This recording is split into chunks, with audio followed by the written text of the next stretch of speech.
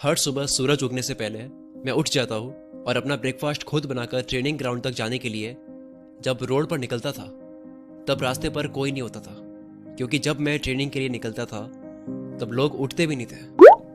Training ground पर सबसे पहले पहुंचकर जब मैं प्रैक्टिस शुरू करता तब वहां कोई नहीं होता था, और जब सब आ जाते और शाम को प्रैक्टिस करके उनके घर चले जाने के बाद भी मैं 4-5 घंटे एक्स्ट्रा प्रैक्टिस करता था, क्योंकि मैं जो कर रहा था मुझे उस काम में बेस्ट इन द वर्ल्ड बनना था। ये वर्ड्स उस लेजेंड के हैं जिसे गॉड ऑफ बास्केटबॉल, जिसे माइकल जॉर्डन के नाम से जानते हैं। जैसे क्रिकेट में सचिन है, फुटबॉल में पेले है, डांस में माइकल जैक्सन है, उसी तरह बास्केटबॉल में अगर किसी को सबसे टॉप पे माना जाता है तो वो माइकल जॉर्डन है। चलो आज आपको उनकी लाइफ से जुड़ी मोटिवेशनल स्टोरी सुनाता हूँ। 1963 में ब्रुकलिन के स्लम्स में पैदा हुए जॉर्डन काफी गरीब परिवार से थे।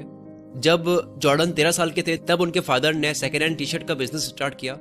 एक दिन उनके फादर ने जॉर्डन को बुलाया और एक टी शर्ट दिया और कहा कि ये टी शर्ट कितने का होगा।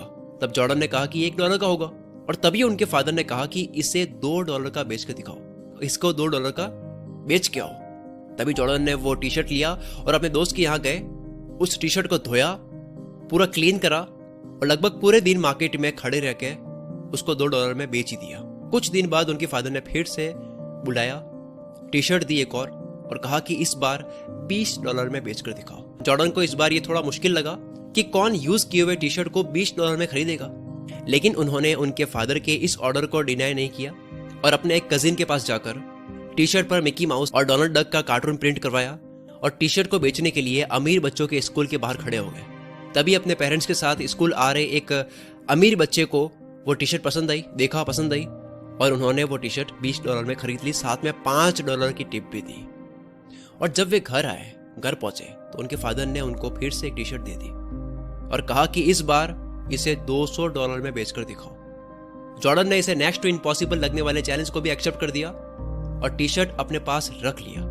कुछ दिनों बाद न्यूयॉर्क सिटी में चार्लीज एंजल्स एक शो आता है। उस शो की फेमस एक्ट्रेस, जिनका फेम बहुत तगड़ा था, फरा फ्यूसेट, वो किसी कॉन्फ्रेंस के लिए आने वाली थी और उसी दिन जॉर्डन भी वहां पहुंच गए। और प्रेस कॉन्फ्रेंस खत्म होने के बाद उन्होंने जैसे तैसे करके फरा फ्यूसेट का ऑटोग्राफ उस टी शर्ट पर ले लिया और अपने शहर वापस चले गए और उस टी शर्ट को नीलाम में बेचने गए। और वही एक एंटरप्रेन्योर जो फरा फ्यूसेट का बहुत बड़ा फैन था, उसने उस टी शर्ट की बोली लगाई $1200 और $1200 में खरीद ली। जब उन्होंने वो पैसा अपने फादर को जाकर के दिया तो उनके फादर ने प्राउडली कहा कि जब कोई इंसान अपना पूरा पोटेंशियल किसी चीज पर लगा देता है तो वो नेक्स्ट टू इम्पॉसिबल चीज को भी पॉसिबल कर सकता है, कुछ भी अचीव कर सकता है। और वही पोटेंशियल जॉर्डन को एक दिन बास्केटबॉल में सबसे टॉप पे लाता है। आज माइकल जॉर्डन दुनिया के सबसे अमीर एथलीट में से एक है, जिनकी नेटवर्थ $1.6 बिलियन है। दुनिया की सबसे बड़ी sports manufacture company Naik basketball में यूज होने वाले शूज भी एयर जॉर्डन के नाम से ही बनाती है।